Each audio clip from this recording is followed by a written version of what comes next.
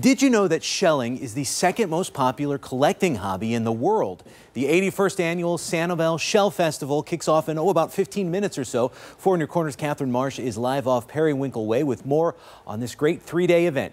Catherine. Good morning, Chris. You can see people behind me are slowly starting to trickle in here for, yes, the 81st Annual Sanibel Shell Festival that kicks off today. It's also tomorrow and Saturday. It is a free event, so if you want to come out with a family, there's tons to see, tons of beautiful artwork inside, but also lots of vendors out here selling shells that you can even make your own art with yourself like we saw before. But a lot of you do like to go shelling out here in Southwest Florida, but there are sometimes some animals in those shells. Now we want to give you a little education here at the live exhibit. So we have Lee here with us. Good morning. Good morning. How are you? I'm doing great. How are you? Good, thank you. So I see some beautiful, cool little sea creatures in here. What do we have? Yes, so in our tanks here we have live mollusks. Mollusks are the animals that create seashells. And at the Bailey Matthews National Shell Museum, it's our job to teach people about these wonderful animals and why we should care about them. So down here in this corner, we've got a really cute one. This is called the lettered olive. You can see it's got a long thing coming out of its shell. That is called the siphon, and that's kind of like its nose. It's how it breathes, it's how it smells in the water looking for food.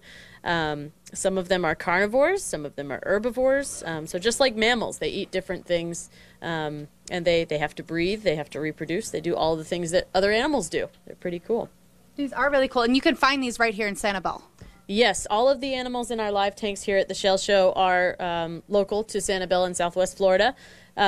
And you can find their dead shells, or sometimes if you're out on the beach, you can even find a live mollusk.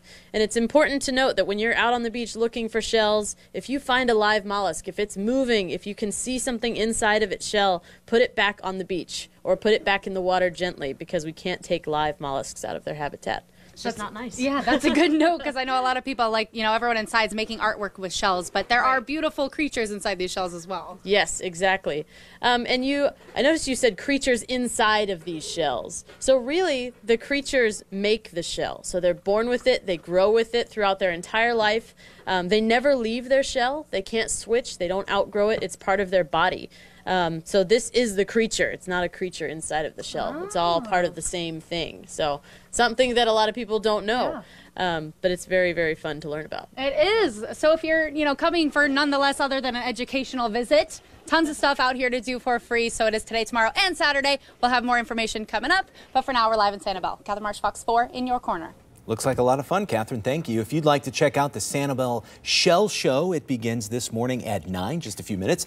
It's also tomorrow and Saturday. The event is off Periwinkle Way in Sanibel, and it is free. That includes parking. For more information, call the number on your screen or go to fox4now.com. Those are some mighty big shells. Yes. Clinging onto the glass? All right. How to say that slowly? Shell show. Shell show, yeah. Yeah. This is